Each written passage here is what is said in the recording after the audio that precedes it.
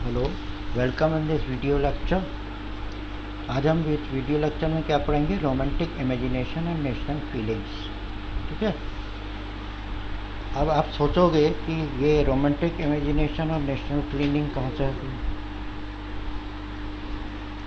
ठीक है।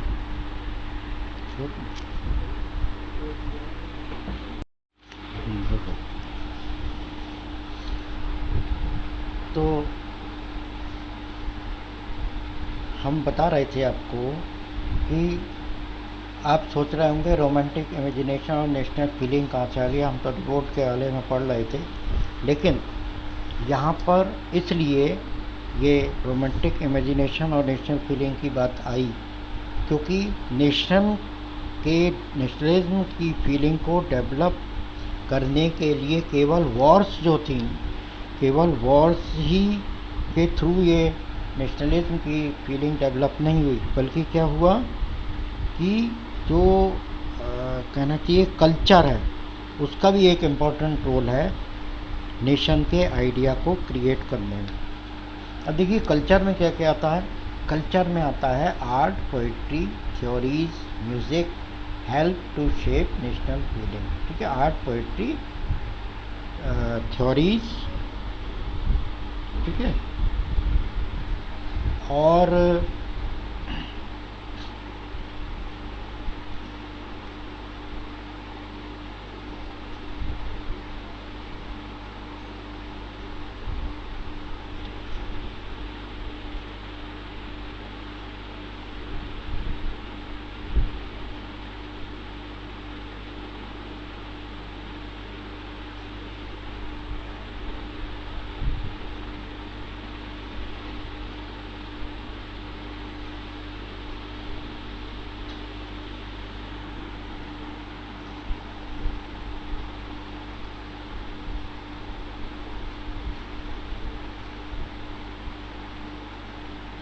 Art, poetry, stories, music, इन्होंने जो है वो नेशनल फीलिंग को शेप लेने में या इसको इम्प्रूव करने में हेल्प की। ठीक है, तो इसलिए यहाँ पर हम क्या कहेंगे कि रोमांटिसिज्म है ना। अब रोमांटिसिज्म को हम देखेंगे एक कल्चरल मूवमेंट के फॉर्म में। ठीक है, तो नेशनलिस्ट सेंटीमेंट जो है वो एक पर्टिकुलर फॉर्म में रोमांटिक आर्टिस्ट के थ्रू जो है वो उन्होंने लोगों में इम्प्रूव करने के या डेवलप करने के लिए कोशिश की। ठीक है, ज़्यादातर जो पोएट्स थे और आर्टिस्ट थे, रोमांटिक आर्टिस्ट और पोएट्स जो थे, उन्होंने रीज़न और साइंस को ग्लोरीफाई करने के लिए क्रिटिसाइज किया। Glorification of reason and science focused on emotion. ठीक है, इसको उन्होंने क्रिटिसाइज किया। उन्होंने ये कहा कि साइंस और रीज़न को ज़्यादा इम्पोर्टेंस दी जा रही है ना, ये चीज़ गलत। अब इसके लिए उन्होंने क्या किया? इसके लिए उन्होंने ये किया कि पोइट्री और फोक सॉन्ग्स, डांसेस, इनकी जो है उन्होंने हेल्प ली। ठीक है, इनकी उन्होंने हेल्प की और इनके थ्रू जो है लोगों में नेशनलिज्म की फीलिंग को क्रिएट किया। ठीक है, और एक तरीके से उनमें एक फीलिंग ये आई कि उनकी कलेक्टिव हेरिटेज है। हेरिटेज माने जो हमें अपने फोर फादर से, अपने पहले वाली पीढ़ी से जो हमें प्राप्त हुआ है, जो हमें मिला है, उसको कहते हैं। ठीक है, कॉमन कल्चर। ठीक, और ये आप हमेशा याद रखो कि एक कॉमन कलेक्टिव हेरिटेज और कॉमन कल्चर ये एक बेस है किसी भी नेशन का। ठीक है, एक जॉन गॉटफ्रीड एक फिलोसफर हुए, जर्मन फिलोसफर, उन्होंने क्या कहा कि जर्मन कल्चर जो है वो कॉमन लोगों के पास या कॉमन लोगों की पहुंच में होना चाहिए। राइट है, समझ में आ गया ना। अब ये कैसा होगा? देखिए, कॉमन जो पर्सन्स हैं वो क्या हैं? Folk songs. फोक सॉन्ग्स माने लोकल सॉन्ग्स, यानी वो सॉन्ग जो लोकल लोग आसानी से समझ सकें। इसी तरह से सेम चीज़ पोइट्री हो गई और सेम हो गया डांस। ठीक है, वो डांस, वो पोइट्री, वो सॉन्ग्स जो लोकल लेवल पर लिखे जाते हों और जो लोगों के अच्छी तरह समझ में आते हैं। ठीक है, तो ये एक टेंडेंसी जो थी वो वहाँ पर डेवलप की गई। ठीक है, और इस तरह के जो कल्चर था वो ज़रूरी था नेशन बिल्डिंग के लिए, यानी कि नेशन को बनाने के लिए। ये एक बात जो है वो बहुत ज़रूरी थी। ठीक है, उसके बाद यहाँ पर हम देखिए एक पोलैंड का एग्जाम्पल लेंगे। ठीक है, 1815 में जब वियना कॉन्फ्रेंस हुई, कांग्रेस हुई, जिसको मेटरनिक ड्यूक ने होस्ट किया था, तो वहाँ पर एक ट्रीटी हुई थी, ट्रीटी ऑफ वियना जिसको कहा जाता है। उसके अंडर में पोलैंड को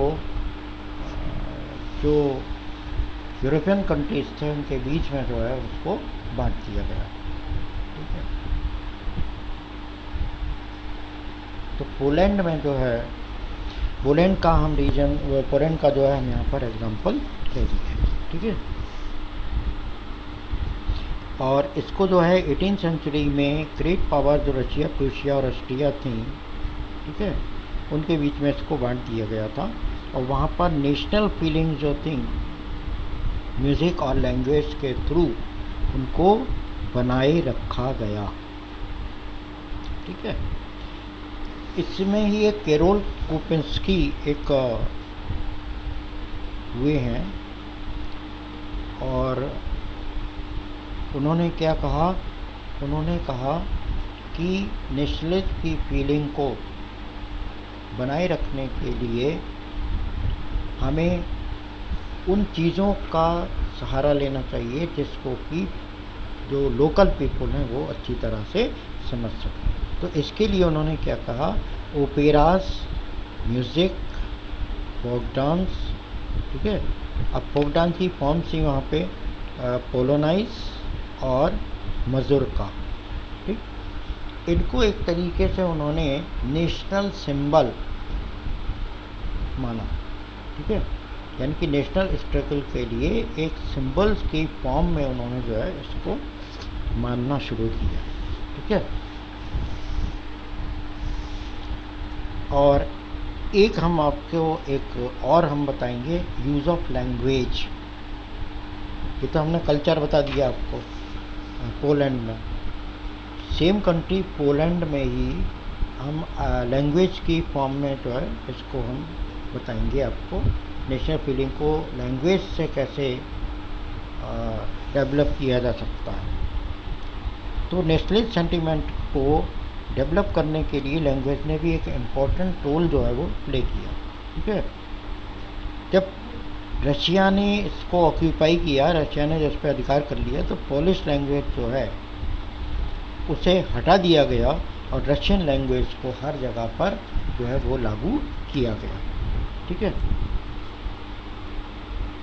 तो रशियन रूल के अगेंस्ट एक आर्म्ड रिवोल्ट हुआ 1831 में। ठीक, तो पोलैंड में पोलिश लैंग्वेज को नेशनल रेजिस्टेंस के फॉर्म में यूज़ किया गया। ठीक है, रेजिस्टेंस माने उसका विरोध के रूप में। ठीक, पोलिश जो है वो चर्च गैदरिंग्स में या जो रिलीजियस इंस्ट्रक्शंस लोगों को दिए जाते थे उसमें उसको यूज़ किया जाता था। ठीक है, तो इस तरह से चर्च में जितने प्रीस्ट थे, जितने बिशप्स थे, उनको जेल में बंद कर दिया गया और साइबेरिया भेज दिया गया। ठीक, और उनका गलती क्या थी, उनका कि उन्होंने रशियन लैंग्वेज में लोगों को रिलीजियस इंस्ट्रक्शन देने से मना कर दिया।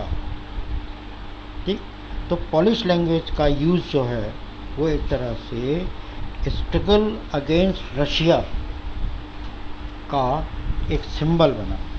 ठीक है, रशियन लैंग्वेज जो है, पोलिश लैंग्वेज जो है वो एक तरह से रशियन लैंग्वेज के अगेंस्ट में एक स्ट्रगल का जो है वो जरिया बना। ठीक है, अब देखिए hunger, hardship and popular revolt.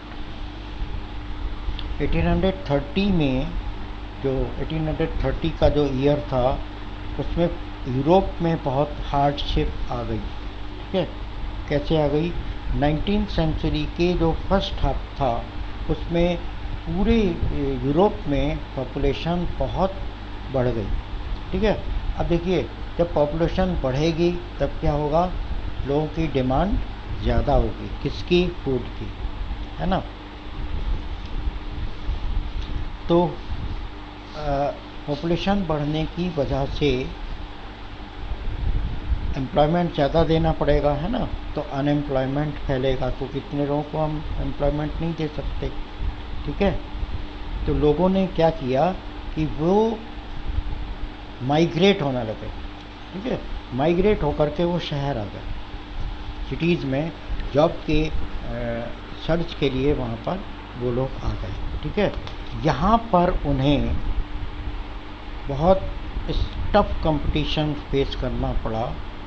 ठीक, रीज़न क्या था? क्योंकि जो इम्पोर्ट मशीन्स थी या जो मशीन मेड गुड्स थी इंग्लैंड से इम्पोर्ट की जा रही थी। ठीक है, क्योंकि इंग्लैंड में जो इंडस्ट्रियलाइजेशन था वो ज़्यादा एडवांस था। ठीक है, तो इससे बहुत उन्हें कंपटीशन करना पड़ रहा था। और पर्टिकुलरली ये जो है टेक्सटाइल प्रोडक्शन में कंपटीशन ज़्यादा था। और यहाँ पे क्या था? ज़्यादातर जो टेक्सटाइल था वो होम्स में या छोटी छोटी वर्कशॉप में जो है वो बनता था। ठीक है, और कोई काम होता भी था तो वो पार्टली मैकेनाइज्ड होता था, मशीनों से होता था। ठीक है, तो पीसेंट जो थे वो अभी भी बेचारे जो हैं वो परेशान थे और फूड की जो प्राइसेस थी वो बढ़ गई। अब पॉपुलेशन इंक्रीज हुई, अनएम्प्लॉयमेंट हुआ, अनएम्प्लॉयमेंट होने की वजह से जो लोग थे वो माइग्रेट होने लगे सिटीज़ में। सिटीज़ में उनको टफ कंपटीशन जो है फेस करना पड़ता था, क्योंकि मशीन मेड गुड जो है वो पर्टिकुलरली जो टेक्सटाइल्स के उसमें थी वो उनको करना पड़ती थी, वो इम्पोर्ट होती थी। ठीक है, उससे उनका कंपटीशन होता था। ठीक है, अब देखिए फूड प्राइसेस बढ़ गए। फूड प्राइसेस क्यों बढ़ गए? फूड प्राइसेस क्यों बढ़ गए? आपको एक नियम तो पता ही होगा कि जब कोई चीज़ कम होती है, मान लो 50 लोगों का हमारे पास अनाज है और 100 लोगों को चाहिए, 50 लोग बिना अनाज के रहेंगे, है ना। तो इसलिए जो है वो अनाज के दाम बढ़ जाएंगे। ठीक है, इसीलिए हमने कहा राइज ऑफ फूड प्राइसेस। क्यों? क्योंकि increasing of population, because population was increased. ठीक, इसलिए फूड की शॉर्टेज जो है वो हो गई, क्योंकि अब और ज़्यादा लोगों को भोजन की ज़रूरत थी। ठीक, ऐसा क्यों हुआ? क्योंकि एक तो हार्वेस्ट जो है वो ख़राब हो गई थी, क्रॉप फेल हो गई थी, और इन दोनों की वजह से फूड शॉर्टेज जो है वो हो गई। ठीक है, तो इस तरीके से पॉपुलेशन इंक्रीज होके अनएम्प्लॉयमेंट, फूड प्राइस बढ़ने के कारण, हार्वेस्ट बैड होने के कारण, क्रॉप फेल होने की वजह से फूड शॉर्टेज हो गई। और फूड शॉर्टेज होने की वजह से 1848 में लोग जो हैं वो पेरिस के में सड़कों पर बाहर निकल आए। ठीक है, जो बैरिकेड्स लगाए गए थे उनको लोगों ने हटा दिया और इस तरह से उन्होंने उनको घेरा कि लुइस फिलिप जो थे उस समय, अब आपको पता ही है कि अगर कोई भी चीज़ ख़राब होती है तो उसके लिए गवर्नमेंट को जिम्मेदार माना जाता है। पता ही होगा ये, है ना। तो इसलिए जो ये लोग चीज़ों की जो दाम बढ़े, है ना, अनएम्प्लॉयमेंट जो हुआ, उसका रिस्पॉन्सिबल जो है वो लुइस फिलिप को माना गया। तो इसलिए उन्होंने लुइस फिलिप को ये जो महल था उसको घेर लिया। लुइस फिलिप ने जब ये देखा तो उसने सोचा कि हम यहाँ से चले जाएं तभी अच्छा रहेगा, है ना। और इसलिए लुइस फिलिप जो है वो अपनी जगह छोड़ करके भाग गए, ठीक है। अब जब वो भाग गए तो अब जगह खाली हो गई रूलर की, तो नेशनल असेंबली ने जो है उसकी जगह ली और उन्होंने रिपब्लिक जो है डिक्लेयर किया। और जो एडल्ट मेल थे 21 ईयर से अबव, उनको एक तो राइट टू वोट दिया, ठीक है। सफ्रेज का मतलब होता है राइट टू वोट दिया, और राइट टू वर्क उनको गारंटी दी, ठीक है। अब इसी में हम जो है एक और पढ़ेंगे story of viewers of silicea, ठीक है। साइलेशिया में एक स्टोरी है, आप समझ लीजिए। साइलेशिया में 1845 में पीसेंट्स ने या जो वीवर्स थे उन्होंने कॉन्ट्रैक्टर्स के अगेंस्ट में एक रिवोल्ट किया, ठीक है।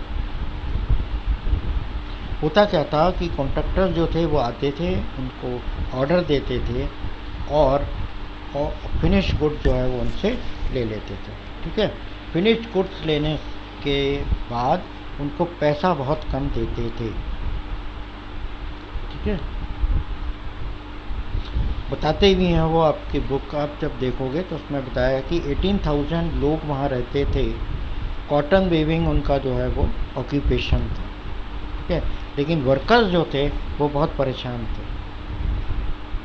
तो 4 जून को दोपहर के 2 बजे बहुत बड़ी भीड़ जो वीवर्स की थी वो अपने घरों से बाहर आई, ठीक, और कॉन्ट्रैक्टर से हायर वेजेस की डिमांड करने लगी, ठीक है। लेकिन उन्होंने क्या किया, उनके साथ गलत व्यवहार किया, ठीक है, उनको धमकी दी। तो इसलिए एक जो ग्रुप था इन लोगों का, वो क्या था, वो वहाँ हाउस में घर में पहुँचा और उन्होंने जो कॉन्ट्रैक्टर्स थे उनके घरों को तोड़ फोड़ दिया, ठीक है। जैसे खिड़कियाँ हैं, फर्नीचर है और कांच का जो सामान है उसको तोड़ दिया, ठीक है। दूसरे लोग जो थे, तो दूसरा ग्रुप था, वो उनके गोदामों में गए और जो क्लोथ्स की जो जहाँ क्लोथ्स रखा होता उसको उन्होंने लूट लिया, ठीक है। और जब उनकी फैमिली के लोग भाग कर दूसरी जगह गए तो उनको वहाँ पर किसी ने भी वहाँ पर उन्हें अपने घर में नहीं घुसने दिया, ठीक है।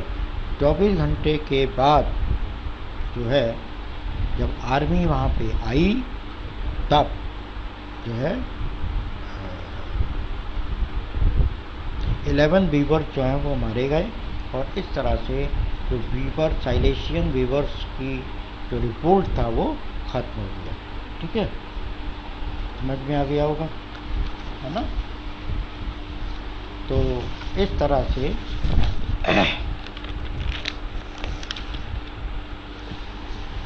अब देखिए रेवोल्यूशन ऑफ द लिबरल्स 1848, ठीक है। अब आप कहोगे कि अभी तो रेवोल्यूशन हमने पढ़ा था, अब ये क्या है। देखिए रेवोल्यूशन वो था पुअर पर्सन्स के द्वारा, ठीक है। अब जो आप रेवोल्यूशन पढ़ रहे हो वो क्या है, रेवोल्यूशन जो है वो जो पुअर लोगों ने किया था उसके साथ साथ जो है मिडिल क्लास के मैन और वुमेन ने भी रिवोल्ट किया, ठीक है। इसके जो लीडर थे वो क्या थे, मिडिल क्लास के लिबरल लोग, ठीक है। अब उन्होंने क्या किया, 1848 में फ्रांस में क्या हुआ, जो मोनार्क थे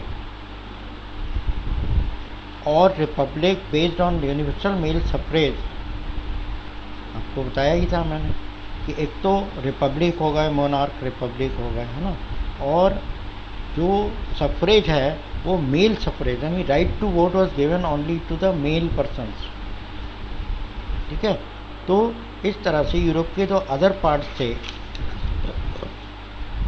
यूरोप के जो दूसरे पार्ट्स थे वो इंडिपेंडेंट नेशन स्टेट्स में नहीं थे, जैसे Germany, Italy, Poland, Austro Hungarian empire, है ना, तो वहाँ भी लोगों ने इस तरह की डिमांड करना शुरू किया और इस तरह से वहाँ पर जो नेशनल यूनिफिकेशन था वो शुरू हो गया। ठीक है, इसलिए उन्होंने वहाँ पर जो पॉपुलर अनरेस्ट था उसका फ़ायदा उठाया और इसलिए उन्होंने पार्लियामेंट्री गवर्नमेंट की डिमांड की और freedom of press, freedom of association, ये उन्होंने डिमांड की। ठीक है, अब यहाँ पर हम आपको जर्मनी का एक केस स्टडी बताते हैं कि जर्मनी में एक पॉलिटिकल एसोसिएशन बहुत सारी थी जिसके मेंबर्स जो थे वो मिडिल क्लास प्रोफेशनल्स, बिजनेसमैन और प्रॉस्परस आर्टिसंस थे। ठीक है, आपने अगर पिछली वीडियो देखी होगी तो उसमें मैंने आपको बताया था कि मिडिल क्लास के जो rich person, less rich persons थे, उन्होंने जो है पॉलिटिकल क्लब्स वगैरह जो हैं वो बनाए थे, है ना। तो ये लोग जो थे वो फ्रैंकफर्ट में आए और उन्होंने ये डिसाइड किया कि ऑल जर्मन नेशनल असेंबली जो है वो वोट करेगी। ठीक है, 18 मई 1848 को 831 जो मेंबर्स थे, इलेक्टेड मेंबर्स थे, और ये फ्रैंकफर्ट में इकट्ठे हुए और इन्होंने एक कॉन्स्टिट्यूशन ड्राफ्ट किया। ठीक है, और वो कॉन्स्टिट्यूशन कैसा था कि उसका हेड जो है वो मोनार्क होगा। ठीक है, और वो मोनार्क जो है वो पार्लियामेंट पर बेस्ड होगा।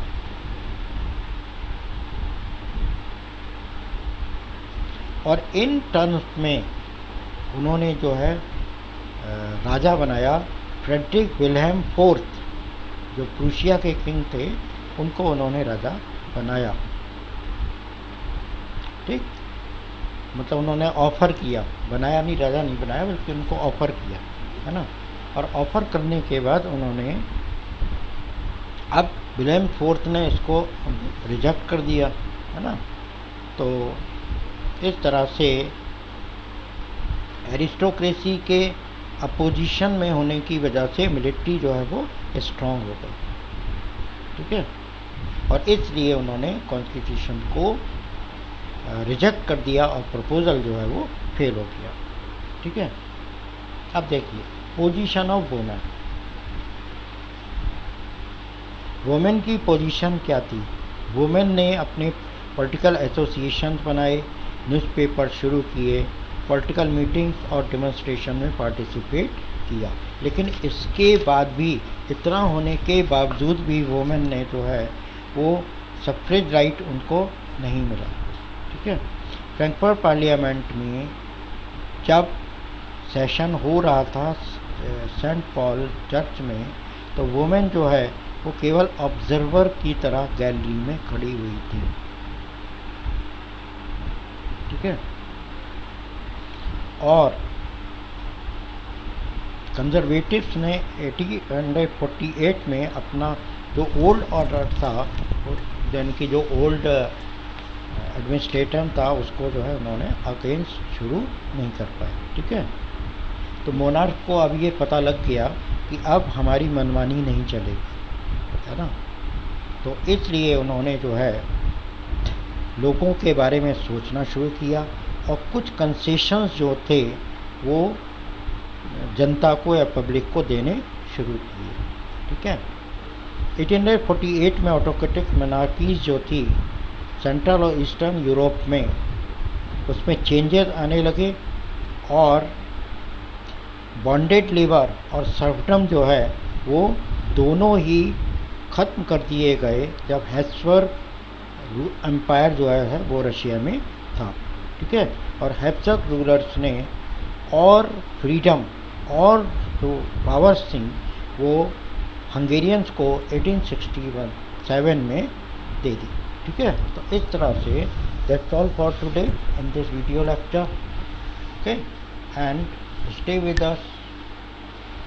Thank you, have a good day.